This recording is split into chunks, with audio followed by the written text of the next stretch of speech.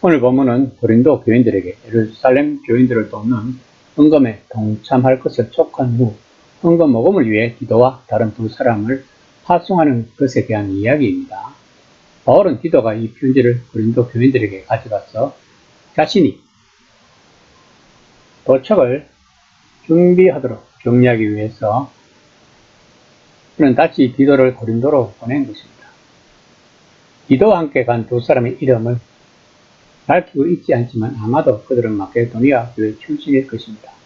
사도행전은 바울이 지금 준비 중인 방문을 끝낸 후 고린도를 떠나는 여정을 이야기하면서 7명의 동료를 열거하지만 디도는 거기 포함되지 않습니다.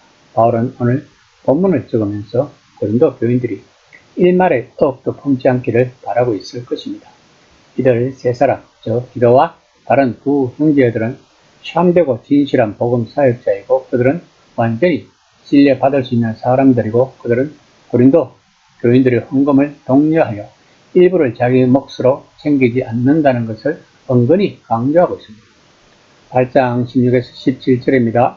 너희를 위하여 같은 간절함을 디도의 마음에도 주시는 하나님께 감사하노니 그가 권함을 받고 더 간절함으로 자원하여 내게 나아갔고 디도는 고린도 교회에서 화해하는 일을 훌륭히 수행한 후 기쁜 소식을 가지고 마게도니아로 돌아왔습니다. 그런데 바울은 그에게 다시 고린도로 돌아가 달라고 부탁했습니다. 바울은 그 만남 직후 이 편지를 썼고 자기가 직접 갔을 때 모든 것이 준비되어 있도록 디도가 서둘러 그 편지를 갖고 자기보다 앞서 고린도로 가기를 바랐던 것 같습니다. 디도는 바울의 바람을 받아들였을 뿐만 아니라 열성적이고 도전적인 그리스도인들이 있는 고린도 교회로 돌아가기를 갈망했다고 바울은 전하고 있는 것입니다. 8장 18에서 19절입니다.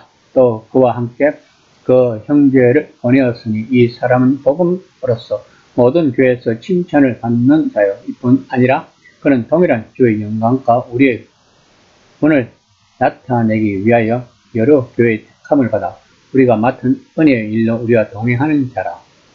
본문에 나오는 사람은 누가라고 주장하는 신학자들도 있습니다. 하지만 누가가 바울의 선교 여행 이후 최소한 10년 혹은 20년 뒤에 복음서를 기록했다고 생각하기 때문에 현대 신학자들은 누가라고 주장하는 것에 대해 큰 반응을 보이지 않는다고 합니다. 본문에서 바울이 사용한 단어를 보아서는 설교자나 교사로 잘 알려졌던 사람 혹은 효과적이고 품위있게 모금하는 데 필요했을 사무행정 같은 실제적으로 노련한 기술을 갖춘 어떤 사람을 가리킬 가능성도 있다고 합니다. 8장 20에서 21절입니다. 이것을 조심하면 우리가 맡은 이 계획의 연도에 대하여 아무도 우리를 비방하지 못하게 하려 함이니 이는 우리가 주 앞에서뿐 아니라 사람 앞에서도 선한 일을 조심하려 함이라. 본문이 오늘 전체 본문의 핵심 주제입니다. 바울은 단지 자신의 평판을 염려하는 게 아닙니다. 물론 많은 복음 전도자들과 마찬가지로 만약 그가 그 일을 하는 이유가 단지 돈을 벌기 위한 것이라고 누군가 말한다면 그것은 그의 사명과 사역에 치명적 파국이 될 수 있음을 잘 알고 있었을 것입니다. 오히려 그가 염려한 것은 세상이 작고 어린 기독교 운동을 보면서 그것을 통속적으로 즉 생활비를 버는 수단으로 개성한 교리를 가르치면서 곳곳을 유행하는 사람들이 아니라 정말 근원적이고 보편적인 새로운 현상으로 평가해야 한다는 것입니다. 8장 22에서 23절입니다. 또 그들과 함께 우리의 한 형제를 보내었더니 우리는 그가 여러 가지 일에 간절한 것을 여러 번 확인하였거니와 이제 그가 너희를 크게 믿음으로 더욱 간절하니라.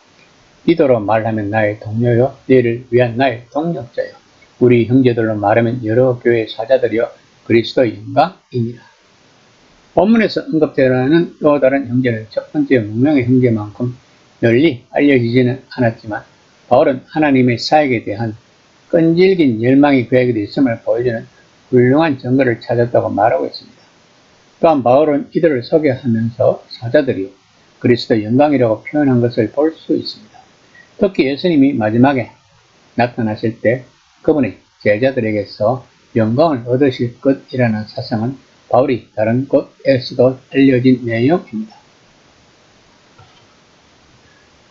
다른 그리스도인들을 보면서 이 사람은 메시아께 다시 나타나실 때 그분의 영광의 일부가 될 사람이다 라고 생각하는 것은 동료 신자를 하나님의 형상으로 만들어진 인간으로서만이 아니라 더 나아가 온 세상을 밝힐 영광의 일부로 존중하는 것입니다.